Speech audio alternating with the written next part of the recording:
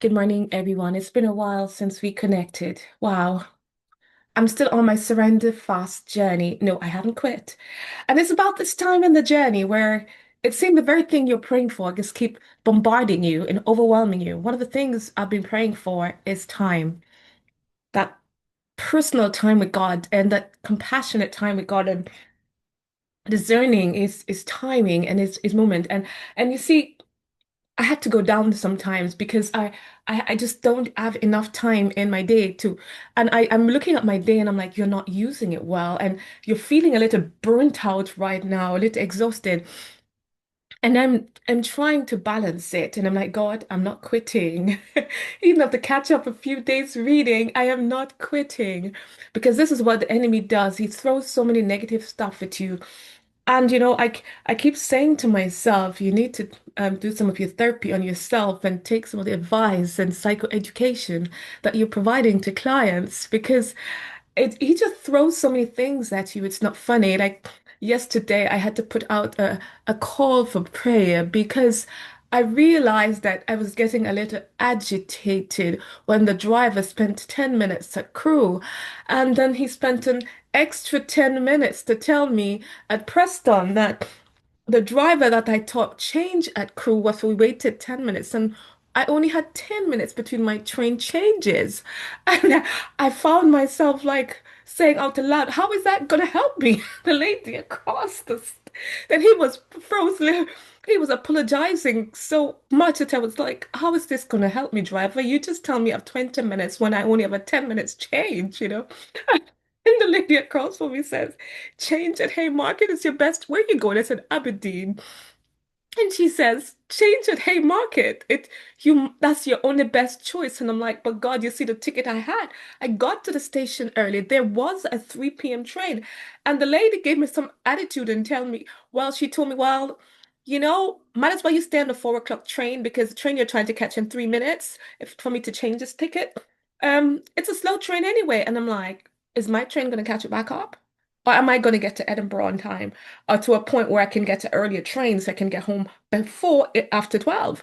And, and she was like, so I was like, okay, God, let me resign myself to my situation. God, I saw you last night. I was supposed to go get a ride. I was trying to book a ticket to go to this funeral, and there was so much struggles, and I just at the end I was like, God, I can't do this because this price ain't tying up. And then I heard that I was gonna get a ride, and the ride was confirmed, and I was ditched at the last minute, and I'm like, okay, God, do I drag this bag back home? I mean, God, you see me lug like a donkey this morning, right? And I barely made it to the bus stop this morning with these bags. And am I supposed to take all this back home, God? Then as I sat there, I said to myself, before you had a ride, you were gonna go support this person. After having a conversation with this person was very supportive of you when you were sick. Or they didn't care about exposing themselves. They came in and as a couple, they ministered to your needs. And that's not why you were doing it either. That's what we were called to do. And after they share where they were emotionally and the lack of support they felt they were getting, I was like, oh my goodness, God. I said, God, God, is when my heart doesn't move, when I move, God, I said to you, when my heart moves, you have to make a way to get this fixed. Because if I told you that, when you have a compassionate spirit that I've prayed for all life as a child, and you're at this page where people trample you all your life, you have to get smart and pray for discernment. You have to ask the Lord to give you a spirit that I had to pray in my old age, God, don't let my heart move when you want me to stay still. Just let me be unmoved by the circumstances. And it was a situation present itself at the station yesterday and in the airport yesterday. And I had to apologize for the Lord because I didn't follow my spirit and did what I was supposed to do. I was looking at my limitations and my limited needs. And my God, can I, God, after this expensive spending? Really, God? I don't think I can. And I argue myself after the way, and I end up walking away saying, God, I'm sorry. Because God had taught me long ago that I don't give out of my plenty. I'm not only the person. And as I sit to listen to the person's funeral was at yesterday, and I'm like, she remind me kind of somebody. Somebody who'll give her last pound and have none left and not think about it. And a part of her remind me of somebody else also. And I was like, Lord, I already apologized for my behavior at the station. So it didn't help the person. I started questioning, second guessing myself, and maybe I should have helped that person. So I couldn't have undone that. Of course, I had to just apologize and leave it to the Lord. And I was like, God, here I am at this juncture in the surrender fast. No, normally when I'm in surrender, chaos kick up. Yeah, I've had some chaos, and I'm learning to stay still, even when it's uncomfortable. And situation with my house and my home, and this guy just gave me a proper mouthful about it, and I'm like, I was saying to the Lord this morning, God, I need some immediacy answer. Even the situation with PBE and how it's been going in ABE, I'm learning, God, that God, I feel like I'm reacting and not responding. These people are getting under my skin, God, with their behavior. I actually prayed and asked God to shut one up. I did. I was like, God, so when God came through for me, I'm like, God, I can see you coming through for everybody else, and I'm okay with that. But I mean, this surrender fast, I've seen God coming through in the prayers that I've been praying with some immediacy. Some of them are not coming through as I want them to, but He's coming through nonetheless. And that's what's important. It's to see Him come through. And I'm like, am I crazy or what, God? You know, I see these people getting blatant and up in God face, and I'm like, I don't know if none of you can be up in God face like some stuff I've told the Lord in my young age. I'm like, I'm not disturbed by you coming up in God face and saying some stuff, because clearly you don't know Him. Because you couldn't be saying that. I mean, like, sometimes I'm glad God is not like me because I'd let you all eat your words some ways. But I'd say, Lord, give me patience. I just wanted to drop the line for patience yesterday because I was like, I'm not about gonna lose it today with this person. And I'm like, what point in the conversation you stop giving them this little lull and just call a spade a spade? So I start to write a text. And I had to break and pause for a second, and I'm like, you still want to be firm, but you still want to, I'm like, so what is it you're expecting God to do? I mean, I was about to say you gave God an ultimatum and God did this. I had to pull myself back and make it a little bit more subtle. And it was like, so help me understand. You wanted a day to today, and I pray God give it to you today. So what is it exactly you want from God? Because I am struggling to understand, because isn't the God you serve able to do this? After my kids give me a attack in the airport while we were going to New Bold, and I was like, that's not my problem. And I didn't realize I said it so long. I said, that is God's problem, not mine. And I'm not about to take that problem up. I said, doesn't God know that you had all these issues? I can't stop all these issues, so that's not my issue. That's God's issue. And I'm going to leave it right there at God's feet. And I'm like, God, I just put you on the pedestal again. And I'm like, everybody was looking at me, and I'm like, I didn't even realize I sounded so loud. You know, it was some moments I'm like, I'm not about to take up this problem because I can't solve any of those problems. Neither have my embassy, no visa issue. You got to know your limitations. And I surrendered it to God. And folks, I was feeling I was at a good place because I've surrendered this team so many times to God, like, and God has come through so much. I was more than motivation, folks. I had expectation from God because of his track record. And I said to them, there's something in me saying that, God might not solve all of this the way we wanted to. I said, but the God I serve and the God I know is able, even if it's a one-man team. I don't want to be looking at limitation at this point in my surrender fast journey. I just want to keep a tunnel vision on the ability. I said, is there anything wrong with the ability of God? And I see one of them saying, well, at this point in stage, well, it's not going to happen. And I'm like, God, please, Jesus, don't let your daughter react. I'm like, please, Jesus, just keep me still. Because the last time I checked, you're still a last minute and on time, God. And I was saying to him this morning, God, even this week and next week, you can still do it. And you can still let them go online and still get a visa stuff sorted. Now, that's the faith I have in God. I mean, the time when I get vexed, it's not because I didn't think God could do it. It's God, why didn't you do it? Type of thing. So I said to people, it's not for me, can God do anything? It's God, I was putting you out on the odd pedestal and you didn't show up, type of thing. And I'm like, God, for your glory, you can do this thing. How much time can you tell these kids that you are worth it? How much times can you tell them, shut their parents up for me, please? But God, this time silence them to the T, please, because I am fed up there complaining. God, how much more can, God, am I the only one you have blind some eyes for before? God, I still think you can do it. Not for me, God, but for these kiddos, for them to know that there's nothing in their lives that God cannot do. I mean, I started looking back over my life at the things that God has done and some situation that God has pulled me out of. Like my two phone pack up on me on the bus. And I was like, God, you have to keep this connection going. And none of the plugs, I keep changing seat on the bus. None of the plugs, all the plugs will switch off on the bus. And I'm like, are you kidding me? Then I take another bus. I'm God, I just need a couple seconds juice on this. And it's like I took a picture of the address, but then the next phone, I just suddenly I had a couple bars well on it, just suddenly decide to go red. I'm like, Jesus, you've got to be the juice and connection. Because, and he put this girl at this bus stop. She said, don't come off at this one. It's a different direction. Just take this one. And I take it, she said, it's about three stops down the road. And I'm like, God, I need the light on the phone. I need to see where I'm going. It's dark. And I said, God, you've got to do something. I mean, I was dialing the keypad and not even couldn't see properly what I was dialing. It was all silver and the light from the phone it was just, I was like, God, I didn't have time to say a full prayer. I just click, click, click, and look, that looks like it. Click, click, four numbers, click, turn, open, thank you, Jesus. Key, here we go, in. Only God. He kept it on enough for me to get through those doors. Yes, I lost my umbrella again in the airport. Jesus, the girl keep my umbrella supposed to give me at the other end, and I forget to ask for it. So I lost my umbrella again.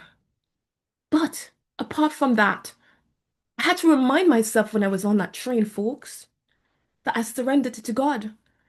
And then the girl was like, I hope you get it. I'm like, I'm praying so. And when I look on the phone, I said, why are you upsetting yourself by keep looking at the phone like this?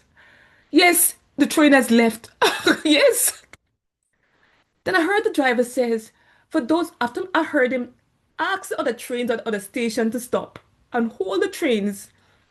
Guangzhou is a different line, this one. I don't know if the one he had stopped before was the same line like him. But he was the driver that was late and he was so nice. He was like stopping trains along the way for other people to catch their connection. And I'm like, I heard him say nothing about mine.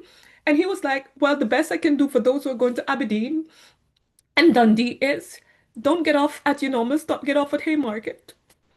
And that's the best we can try for you catching that train. I'm like, that's the best. You're not gonna hold our train too. I'm like, God, you better have to hold that train for me now. But I was saying it with my mouth, but I was still looking on the phone at the time and I was getting agitated. At one time, I'm like, stop looking on the phone. The girl across from me was like looking at me and I'm like, you said that loud again. Yes. And I was there, folks. I'm just telling you how it goes when you're trying to surrender things to God. I'm just keeping it real this morning. And I'm like, God, forgive my unbelief right now because I'm saying it with my mouth, but my behavior isn't showing it. I get a text out want to come through, it's gonna go through. I'm like, when I said to the prayer request, I realized I was getting a little agitated, so I needed some reinforcement support. So thank you all for your prayers, folks. And I'm like, I need the prayers of those I love right now. So let me just send you a SOS prayer call. And I'm like, hey, you're getting agitated. Then I look up and I'm like, I said, God, this is a different line. The next train is that's coming. Don't even match with the one I have. And the girl just said to me, just jump on it anyway. And I'm like, yeah. I said, worst case scenario, that's what's going to happen. I'm going to get to Aberdeen after 12. But hey, I need to get home. And I'm not buying another ticket tonight. And God came through. God came through. I could use that experience to the person when she came back and coming up with another. I said, so yes, that problem solved. So God never know you had that problem before when he give you the date after you make an ultimatum to God. But I could have used experience of my, I said, even when I was getting agitated. And folks, not only was the train on the platform when I got there waiting, I was in the H coach and I came out of the D coach of the train I was in. And when I came out of the D coach of the train I was in, the H coach was right in front of me. I just run off and run across. And the train was there for a couple seconds. God don't just hold it for me to, I couldn't even open the door. I was like, did they close the train already, God? Am I gonna? I said, God, we have. So the enemy has a way of telling you when you're surrender things to God that reminding you the last time when the bus drove off at my foot just 2 weeks ago, when you're right there, and the last time when you just miss it out and miss it in. And the last time when, yes, you were right there when the door closed in your face and they didn't open it, and, and they saw you and wave it off. Yeah, the enemy has a way of reminding you of the last time and the last time. And I had to do some self-talking, and I'm like, God, what I'm feeling and what my mouth is saying ain't correlating, but you're gonna hold that train. Speak it into being because there's power in the name of Jesus and there's power in words. God, I'm surrendering it to you. God, I'm gonna make that train, even though my heart was saying something else. I had to overpower it with my mouth. So we're halfway in the surrender fast. And maybe I'm the only one on this journey, but it's okay. But I want to remind you, it's not too late to start. It's not too late to start surrendering everything to God. This PB journey has taught me some ridiculous things. It's reminded me of the children of Israel journey and how no matter how God came through for them, they kept complaining and complaining and complaining. Whatever it is going on with you, and as I said to God this morning, I want to surrender complaint too. I was like, God, I think I was complaining a little bit last night. And I'm moving away from responding in complaint to these complainers because these complainers can make you a complainer. Because when they complain to you, I have to go complain to God. And it disturbs your peace and your surrendering spirit. But I'd rather complain nowhere else as bring it to God and surrendering at his feet. I can't remember how many times I've surrendered this team at God's feet, and I'm surrendering them again this morning. And I had some conversation with God that I'm not even going to say because that's between me and God this morning with this team. But whatever way God work it, it's not just so much about winning, because it's not about winning, it's about them trusting God in the process and enjoying it. But here I am again, surrendering them to God this morning, surrendering the flights, the house they don't have, the visas that they don't get, the passports that still stuck in the UK that was supposed to be in Jamaica for one, the dates that run out on some people's passport because the parents are careless and don't want to take accountability. I'm apologizing to God for them this morning. But the parents not even believing in them that they could have gotten this far.